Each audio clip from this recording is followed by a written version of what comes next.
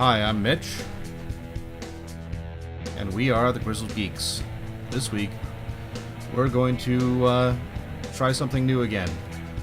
So, we've been doing the show for a few months now over on YouTube, and we've been doing it long form, recording it over the course of, about an hour and a half or so each episode. But we're going to try and split things up and just do news and tech tonight, and then we'll record some more segments here on Slack, or not Slack, on Twitch tomorrow, and then we'll put all of the pieces up on YouTube once we're done. So, as always, you can follow us at Grizzle Geeks on Twitter for updates on live recordings, and send us your feedback to show@grizzledgeeks.com, or just follow us here on Twitch, and you'll get live notification when we go and start. So, unless you had something else you wanted to talk about right here at the top of the show, why don't we go ahead and get into news and tech for this week.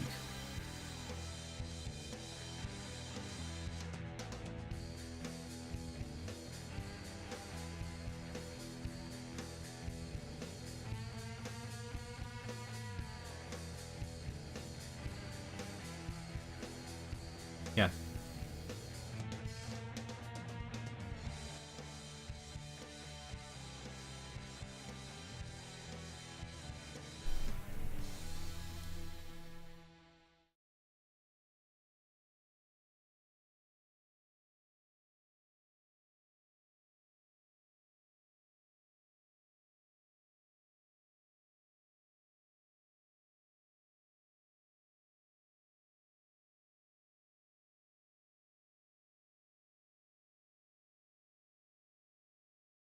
Yeah.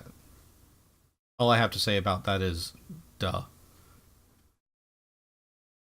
I, I, I, I kind of wonder if it's done through, the Tinder app itself, or if it's a complete and total different thing, but um, not so much that I really want to spend a lot of time talking about it.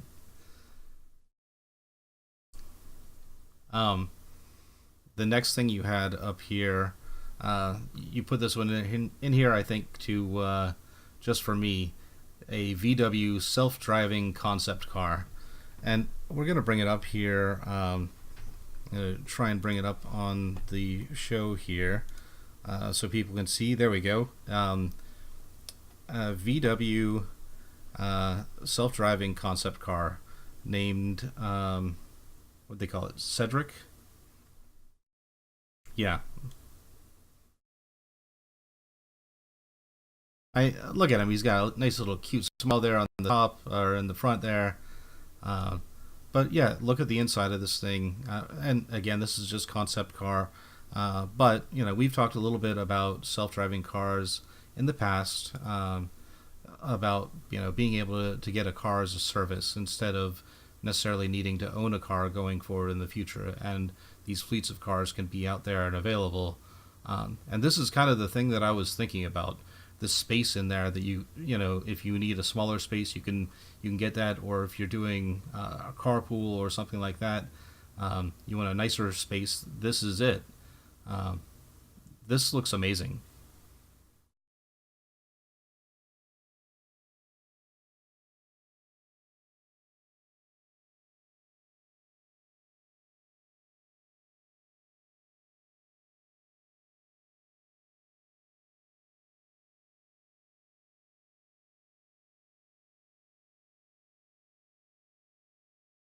Yeah, this looks like they took and built upon that self-driving car they showed in Black Mirror, that one episode. It was still the same body structure as the current cars, but the seats were facing each other instead of all facing forward. Um, and of course, there's going to be safety concerns and that kind of thing for whatever design they put together, but they'll figure all of that out. They're going to want to keep their people alive to keep paying for the service. or owning one of these on your own. Could you imagine doing a cross country trip in something like this? Family board games, or you're going to like a convention or whatever, and you're playing a marathon D&D session on the way there. That would be amazing.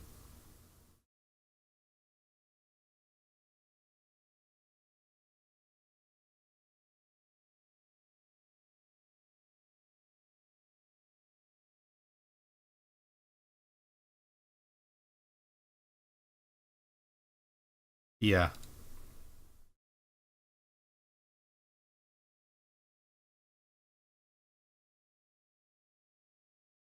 yeah. I've driven across country 3 times, and all of them before I was 8. Not a lot of fun.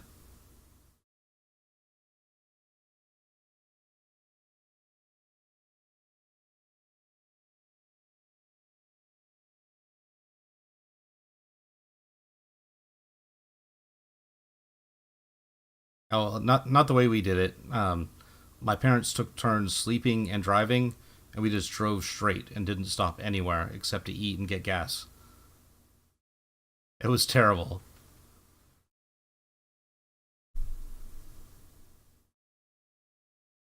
Like the panhandle of Texas.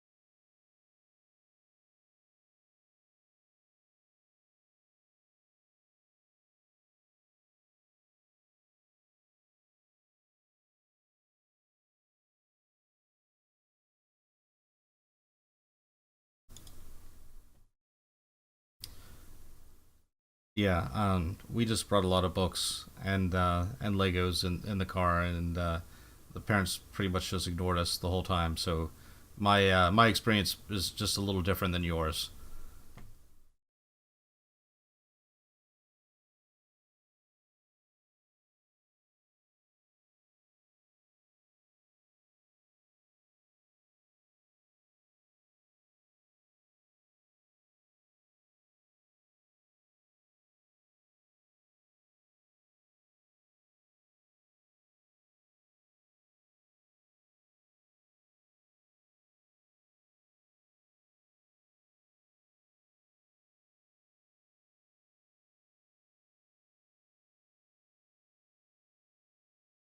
Yeah, where everyone can just relax and take a nap, or play some games, or have some quiet time, or watch a movie, or whatever.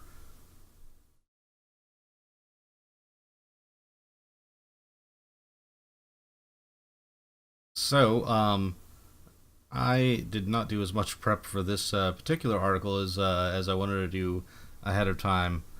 So, reading through here, I mean, obviously it's about trying to um, store bits in a hard drive, and right now, modern hard drives, it says here, need about 100,000 atoms to store a single bit. Uh, and what they're trying to do is be able to orient the poles of this atoms of holmium. Yeah, I know. Hey, holmium seated atop magnesium oxide surface, um, to be able to flip the bit on or off, uh, and it should only take a couple of atoms to store a single bit versus the 100,000 it takes right now. So think about it like this. So now that we've got past all of the neckbeard part of explaining it, uh, do you like having more or less storage in your phone? Okay. Do you like your phone to be giant and heavy, or smaller and light? Yeah. Then so we everybody will benefit from more storage and less space, assuming this works. Um, so yeah, they bury the lead down at the bottom. It's don't expect this technology to show up in the next iPhone, mind you. It currently requires liquid nitrogen cooled tunneling electron microscope operating in a vacuum to work. So as long as you have that in your pocket, you're fine.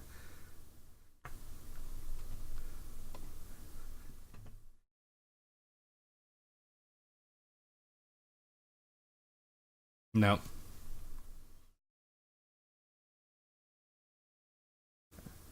Something that we will see in our lifetime.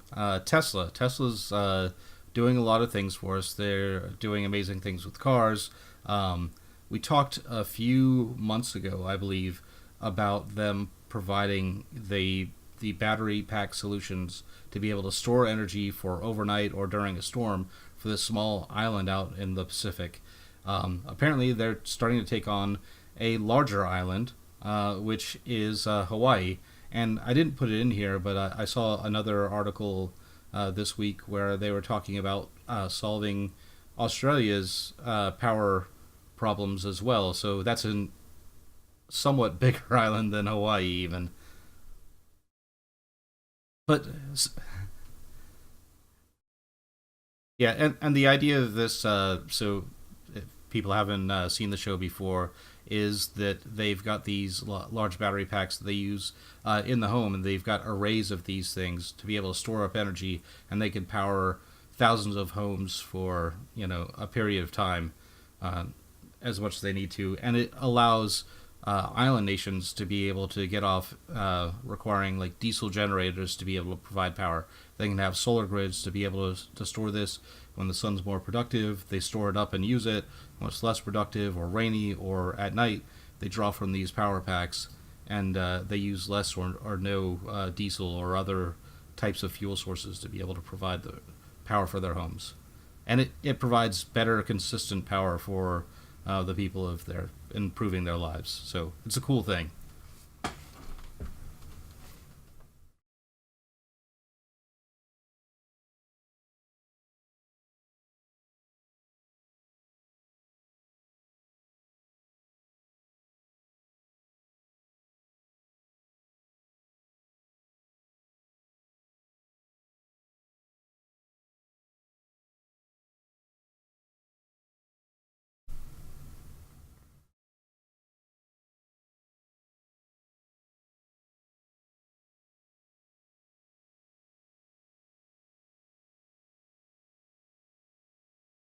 It's certainly a lot of promise.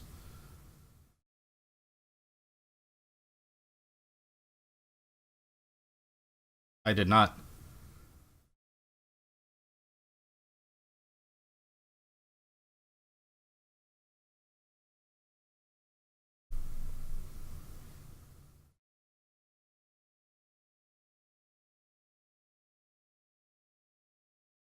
Oh, you went so damn far for that.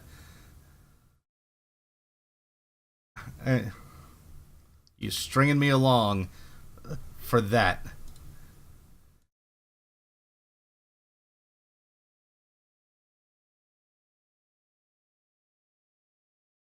Yeah, and the late start's totally my fault. The family wanted to watch a movie, and I knew we were going to run into trouble, especially my family. They want to pause the movie every 10 minutes to get up and go to the bathroom, get seconds, go wash their hands, go get something else to drink, and that always stretches the time out. And so I didn't actually get done until around 9:15 or so.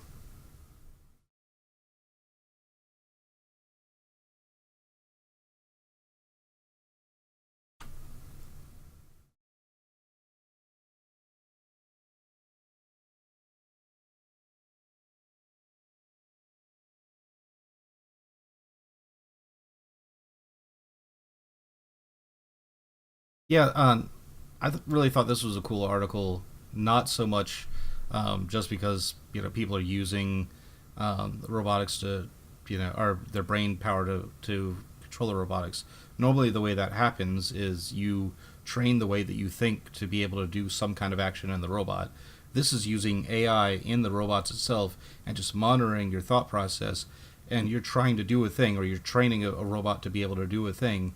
And over time, it figures out what your thought patterns look like, and then it learns how you think. So the robot adapts to you.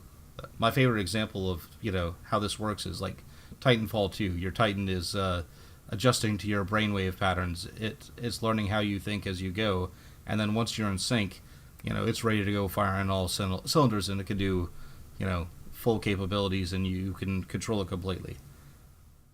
Can't wait.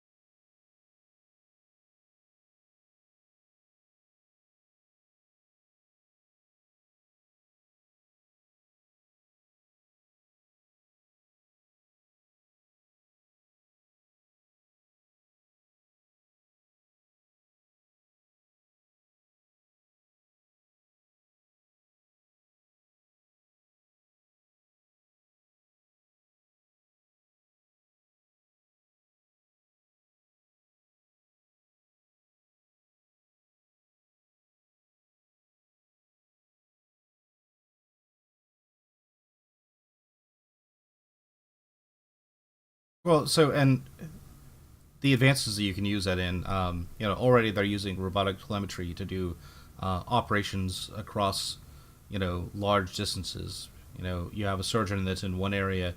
Instead of bringing the patient to the surgeon, you're essentially bringing the surgeon's skills to the patient. It's assisted with a robot, so they're controlling the robot remotely, and they're doing very fine, motor skilled type things over the internet, and it's not something that you need to be able to react, super quickly for, brain operations, or something like that, where the patient's not really moving, but but you need that skill. So they're already doing that. Imagine instead of trying to use this thing, you're just harvesting this surgeon's thoughts, and he's not even limited to what he could do right now with a single hand and a scalpel. He can think, depending on the mind, whatever he needs to, and have multiple instruments going at a single time, and having everything doing what he intends to do, instead of what he can move his hands to make the robot do over space.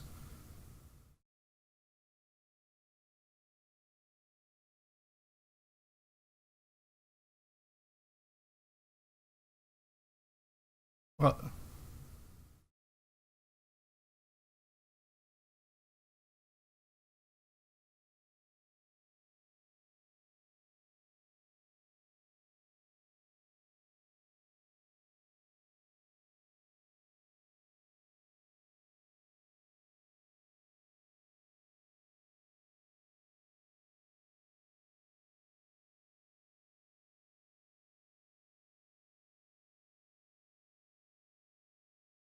hmm.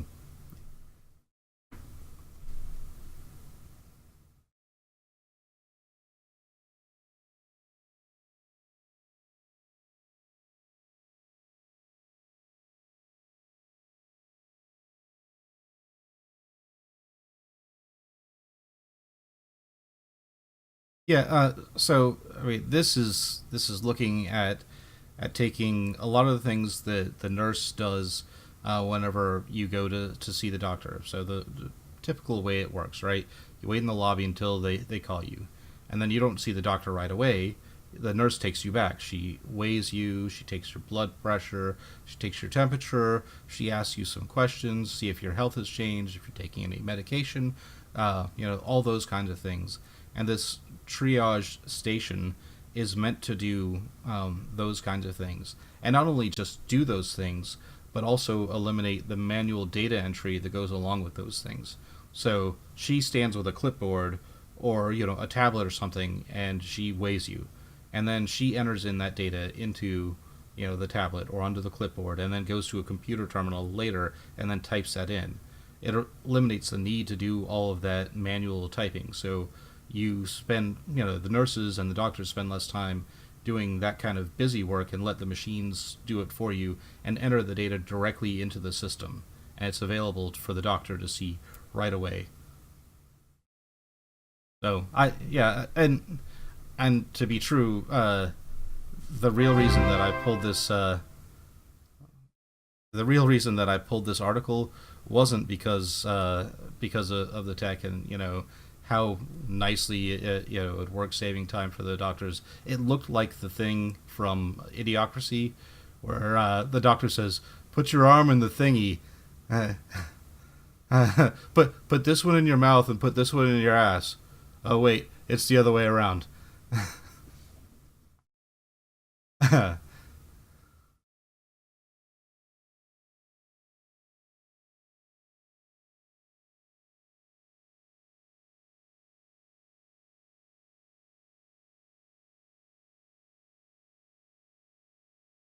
Uh, Hold on. Somebody just said he thinks the audio is down. Oh, let me make sure we're firing all cylinders here. Yeah, audio should be going in. Uh, is it just one of us or both of us? Godzilla Jeremy.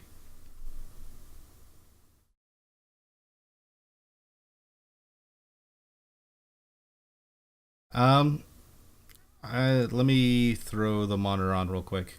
Can't hear Todd. He's saying. Um, all right. So speak again, Todd.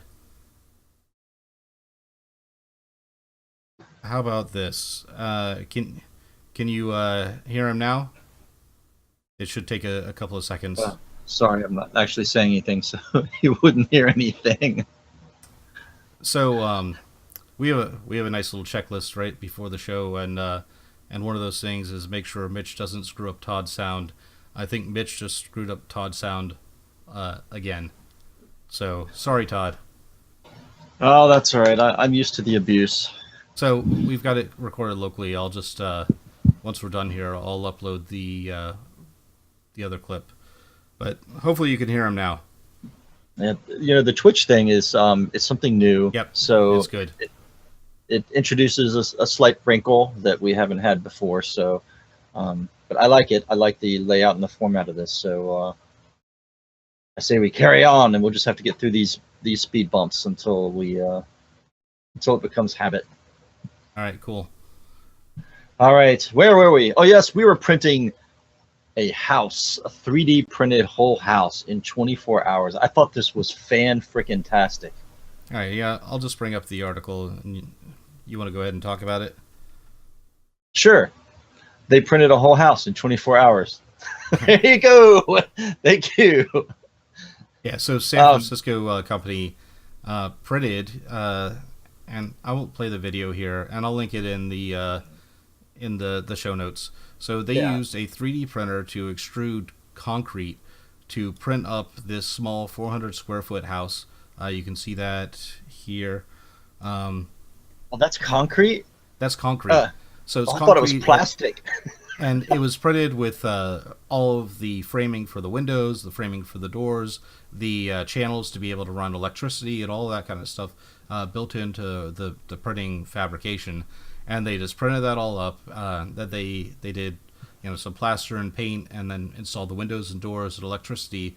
And within 24 hours, they were able to put up this house in a small town in Russia, and they did it for about $10,000. Wow. Was that $10,000 or 10,000 rubles? $10,000 U.S. dollars. Now, if they could do it for 10,000 pesos, that would be something. It looks really cool. I mean, it's a small house, but as the technology grows and you start to make bigger houses, it'd be really cool if they could build sort of a modular home like that and connect them the way I've been building my base in No Man's Sky, Yeah, and which we'll get into tomorrow when we get to gaming. That's just a little teaser for tomorrow. We're going to talk about the return of No Man's Sky, but this would be kind of interesting to do if well, it's really that cheap. and this one's on a small scale. They've got a single printer in there doing this, and they did this circular design of this house to be able to take advantage of the motion of this printer arm.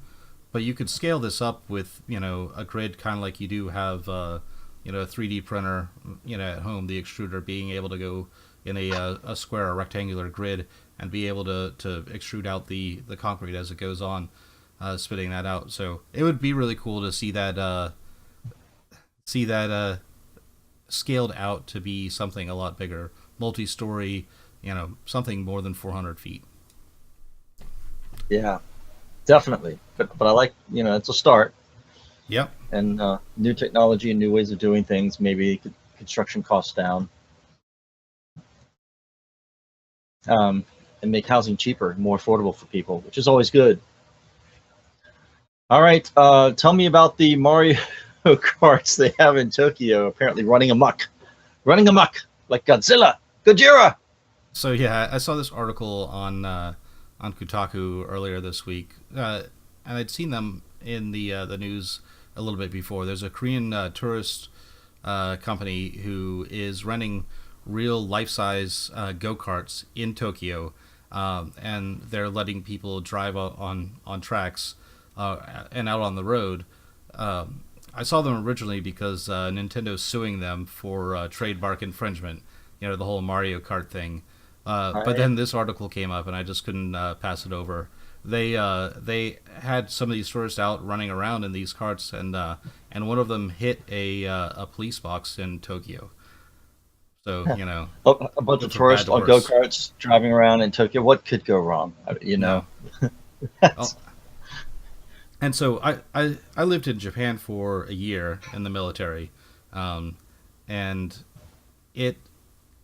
the Japanese roads are kind of crazy. They're all super narrow, and people are flying down these roads. These walkways don't look like they hardly bigger than the median of the roads here, and all of the drivers in Japan are super responsible in there, because if they screw up and take somebody's life or hurt somebody, they have super serious penalties. So it's a privilege to drive in Japan, and if you screw it up, you end up in jail for a few years, and you don't want to end up in a Japanese prison. That doesn't sound like a lot of fun. I've seen the Baton Death March. It's I've seen how they treat prisoners. You ever been to a Turkish prison? No, but I like gladiator movies. All right. So going down a rabbit hole. All right, moving on. All right, let's move on to the real Nick Beardy story. That's actually a lot of fun. The NASA proposing guarding Mars's atmosphere with a magnetic shield. I suppose people know the basics of that. Our magnetic shield that we have around the Earth protects us from solar winds just stripping off the Earth atmosphere, which is why, of course, we have the aurora borealis, the northern lights. That's when the solar activity hits our magnetosphere, and you get these reflections coming off. So NASA is proposing. I think my favorite thing about this is where they're proposing to put this. I can't find it now. Wait, where were they saying they were going to put this? The L1 Lagrange point beyond. Yes, of course, the Lagrange point. ZZ Top is going to help them out with that. How? Yes, they're going to be putting that out in the shack outside Lagrange. But what's cool about it, it will allow theoretically the atmosphere to thicken, retain more of the atmosphere, and try to start to melt off the carbon dioxide at the northern pole, kind of causing a greenhouse effect. And that would melt more ice and more water, and restore some of the oceans. So and that would effectively terraform, or at least kickstart terraforming Mars. without a So lot of extra equipment. why don't we just build cars there, and we can just have people driving around constantly until they have the greenhouse effect? Works for us. It's breathing, I think, is the problem with that. Oh, shucks. All right. So that was kind of interesting. The one thing about terraforming, we're always looking for signs of life. It would be just the biggest thing in our lifetime scientifically if they were to find some single cell organism, particularly a multi-cell organism, alive on some other body like Mars. So you have to ask yourself about the ethics of doing something like this before you've really explored the planet. Because once you start terraforming it and introducing things, then you've kind of ruined the pristine nature of the science of researching the planet. So then you'll never know if there was ever life on Earth, or if they're on Mars, or if there is life on Mars of any kind underneath the soil or something. You just Once you start terraforming, you've kind of ruined that chance. Well, not So necessarily. It's you potentially ruin it, right? If it can't live in the atmosphere that you've terraformed to, then you've just wiped out another, species of life on another planet to be able to make it habitable for you. But if what it's I something, mean, once you start introducing life forms, now you can't tell what was there before and what you've put there. That's what I meant. Not so much you'd kill things as um, we go and start polluting it, then it's no longer a pristine sample.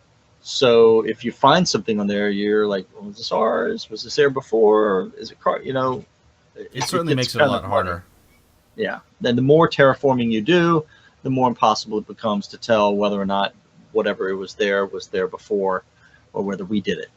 So that's the ethical thing about terraforming to me is, once you start changing Mars, of course, once Elon starts colonizing Mars, then it's that ship has left the harbor. So um, I'm in favor of it. I think you grapple with the ethics of that. Maybe try to gather as much scientific evidence as you can before we start doing it, and then after that, Well, and we've been doing that for a number of years, or trying to yeah. do it with the rover program on Mars, as much as we can, just getting to the surface. And we talked about them trying to do some deeper drilling with the next set of rovers that are going to be out there to be able to gather more information before they start screwing things up a little bit more. I'm always in favor of deeper drilling. So Oh my! yes, oh my. All right, so that's the guarding Mars atmosphere with magnetic shield. Um, you had an article. I love reading about battery technologies and changes in batteries, things like graphene sheets and other things that help them become more efficient. And you're saying that the lithium ion creator is helping to develop a better battery technology. What's better about it? Well, first off, want to give the guy credit, although I'm going to probably butcher his name, John B. Goodenough. I think I think that's how you pronounce that. That's how I'm going to choose to pronounce it. Um, You know who if his I've got enemy it is, wrong, right? He's the arch enemy of Jim Perfection, because Jim yes. Perfection is the enemy of Good Enough. So he's the original creator of the lithium ion battery, and he published a paper alongside his students. He's works at, I believe, the University of Texas at Austin, um, and he was working with senior research fellows, Maria Helena Braga, and their team to create a low cost solid state battery that's safer than lithium ion. Now, lithium ion, we know, is been around for a while. It stores energy fairly well, but it's got some problems. If you puncture the bag that it's in, it can heat up and expand, catch fire. Samsung's had a couple of problems this past year. So what he was looking at was something that was a little bit safer, and what they came up with would store 3 times as much energy than what you can do in lithium ion. What's going on? You're smiling over there. I just realized this guy's parents are assholes. He's John, Johnny Be John, Good. He's John, Johnny. He's Johnny Be Good enough. be, poor guy. I mean, you don't think he's Sorry. getting that enough on his own? He had to go invent the lithium ion battery, and he's still getting crap at the university. And so he was like, "Fine, I'm gonna one up myself and invent a new battery." You just go, John. Go, Johnny. Go. Go. Oh, Todd. Sorry. Todd. Hey, I guarantee you. Well, I don't know. He's 94 years old. He probably precedes that song. So maybe his parents. Maybe that song was written about him. Maybe Chuck Berry ran into him and was. Oh, never mind. All right, move along. Move along to how is he making? What's he replacing the lithium with? So, let's see. Sodium. Using so it's sodium and solid glass. Hmm. So yeah, it's a non-volatile version, or a better version than what he had done before. So one-upped himself. Good on him. I think he's finally good enough. Hey, you're on the bus to hell with me, buddy. All right. And on to, I love this one. The U.S. Army is looking to resupply troops via mortar bombardment. You know, this changes everything. It used to be, we've got incoming, grab some real estate. Now it's, we got incoming, grab the baskets. All right, and I'm just going to bring that up real quick. So here's the plan. If you've ever seen, some engineer trying to design something for the military, you'll recognize these pictures. Firing off a mortar shell, it ejects a little payload who's guided by GPS. It can spin around in the air before it figures out where it needs to go, and then final approach, drop the chute, and get to your target. Everybody wins until the enemy finds out about it and starts picking these things off. Yeah. And resupplying themselves. Everybody's running around the field with butterfly nets trying to catch the incoming mortar rounds. It's just going to be freaky. But, I guess you've got to get the stuff there. What happened to Big Dog? Couldn't they just have the Big Dog bring the stuff in, or Little Dog, or whatever it was, the robot dog? Yeah, Big Dog was the version that you can still pack it in. I think they're still doing something with that. But yeah. All right. I thought that was kind of an interesting story. So I guess not all, when you hear them coming in, how do you know when to duck and cover and when to run out with your basket? I don't know. Maybe they'll have a distinctive whistle sound or something. Hope you don't get it wrong when it's coming in. Is that a good mortar or a bad mortar? Boom. All right. We have one last news story. I put this one in there because it sounded fantastic to me. Radioactive wild boars are stalking the residents of Fukushima, Japan. How cool is that? I thought, when I put this under news, that maybe I should have put it down under movies because it's got Michael Bay written all over it. But of course, if they were time-traveling radioactive boars, then it would have James Cameron written all over it. And if they were horny radioactive wild boars, I would just say that Ron Jeremy must be vacationing in Japan. Yeah, you're going to hell. I was just gonna say, the Japanese have already made this movie. It's called Godzilla, except they use a lizard instead of a pig. It's only a matter of time before they make the giant pig version of Godzilla. So it just roots around and eats everything and craps all over everything, though. So with these toxic wild boars, you say they're stalking the residents of Japan. What do you mean? Well, let me see if I can find where they're saying. They say the city officials are worried these boars will attack returning residents. And some of these animals are reportedly living in abandoned homes. Imagine trying to evict them out of your home. On the bright side, though, if they glow at night, you could save money on your electric bill. You don't even need to get hooked up to the electric company. You just, I need to read this book. Come here, piggy. Oh, thank you. I'm just going to put it this way. Would you rather fight a ghoul in Fallout 4 or a glowing one ghoul? Ah, that's a good point. Yes, I hate the glowing ones. They're tough to kill. But in the dark, they make a good target. Yep. So All I don't right. know. So I just saw that, and wild boars are dangerous animals, and they can be very aggressive. So, and of course, unfortunately, even if you do kill it, you can't eat it. Then you'll have glow in the dark poop, and nobody needs to see that. Nope. No glow in the dark poop. I'm against that. All right. Well, do you want to go ahead and wrap it up here? Sure. All right. So we're gonna wrap it up a little bit short. I will re-upload the version where Todd's voice actually comes through for the first third of the show, and we should be good. And then we'll pop on tomorrow, and we'll do a segment for games. We'll talk about the update for the PlayStation 4, a little bit about Overwatch, and then Todd wants to really get in there and talk to us about No Man's Sky and how much the game is just turned around, and he loves the game and can't get enough of it. Right? All Yeah.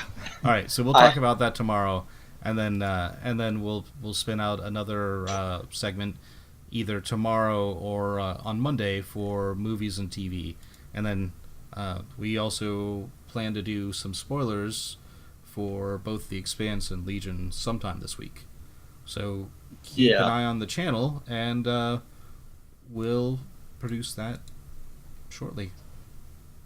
Yeah, I got a lot to say about Legion. So. Oh, you finally saw it? Oh yeah, I watched it last night. Okay, yeah, we And should save that and do something just for Legion, because that was something. it was a complete reversal for me. So I'll leave it at that. Okay. All right. Well, on that note, I'm Mitch, And I'm Todd. and we are the Grizzled Geeks. Thank you, and good night.